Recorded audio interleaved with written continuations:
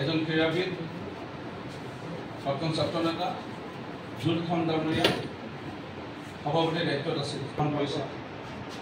আজি এই সভাৰ যোগেদি আমি পূৰ্বৰ সমিতিৰ সভাপতি জুলখন ডাঙৰীয়া বহুত সম্ভাৰ আছে তেওঁলোকক আমি আগুৱাই নিয়াৰ ক্ষেত্ৰত আমি অলপ হ'লেও লৈ যিসকল সন্মানীয় গুৰু আমি চেঞ্চাই বুলি কওঁ বিভিন্ন ক্লাবত তেওঁলোকে প্ৰশিক্ষক মই 3 বছৰমান আগতে কৈছিলোঁ কংগ্ৰেছ এখন ডুবন্ত নাও হৈ পৰিছে কংগ্ৰেছ নিক্ষেপ হৈ যাবলৈ গৈ আছে আৰু ইয়াৰ কাৰণটোৱে হ'ল ৰাহুল গান্ধী ইয়াৰ কাৰণটোৱে হ'ল পৰিয়ালকেন্দ্ৰিক যিটো ৰাজনীতি আৰু ইয়াৰ কাৰণটোৱে হ'ল অন্যতম ৰাজ্যত থকা কংগ্ৰেছৰ নেতৃবৰ্গৰ কেৱল মই কৰি পেলাই যিটো তেওঁলোকে মই অৰ্থাৎ মোৰ পদবীবিলাকে মই কৰিলোঁ অকল মইতে যিটো থাকিল এইটো মই বুলি এটা গানো ওলাইছে মইটো মই বুলি এটা ওলাইছে যে সেইটোৱে চলি থাকিল কংগ্ৰেছৰ আৰু সেইটো কাৰণে কংগ্ৰেছ আজি খতম হ'বলৈ গৈ আছে এইটো কংগ্ৰেছৰ আজি ইমান দিনৰ তেওঁলোকৰ চৰকাৰ চলোৱা সুবিধা পাইছিল দেশৰ লগতে ৰাজ্যখনত বহুত তেওঁলোকে আজি কাম কৰিব পাৰিলেহেঁতেন কিন্তু নকৰিলে বা ৰাইজক ঠগবাজ ৰাজনীতি কৰি পেলাই তেওঁলোকে মানে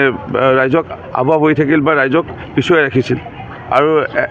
এটা ৰাজনীতি কংগ্ৰেছে খুব ভালকৈ খেলিব জানিছিল সেই ভয় ভাবুকি ৰাজনীতি যে আমুক আহিলে আমুক কৰিব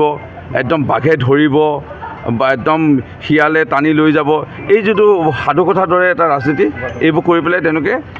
ৰাইজক ভুল পথে পৰিচালিত কৰিছিল ৰাইজ আজি বুজি উঠিছিলে বা যে প্ৰকৃতত দেশৰ প্ৰধানমন্ত্ৰী নৰেন্দ্ৰ মোদীৰ নেতৃত্বত আজি উন্নয়ন হৈছে অসমৰ মাননীয় মুখ্যমন্ত্ৰী ডক্টৰ হিমন্ত বিশ্ব শৰ্মা ডাঙৰীয়াৰ নেতৃত্বত আমি নোপোৱা কিবা এটা আমি পাবলৈ এতিয়া গৈ আছোঁ আৰু চৰকাৰ এখনে ইচ্ছা যদি কৰে অসম্ভৱটো সম্ভৱ মানে হ'ব পাৰে এইটো আমাৰ বিজেপি কেন্দ্ৰীয় ৰাজ্য চৰকাৰে প্ৰমাণ কৰি দেখুৱাৰ পিছত ইতিমধ্যে ৰাইজে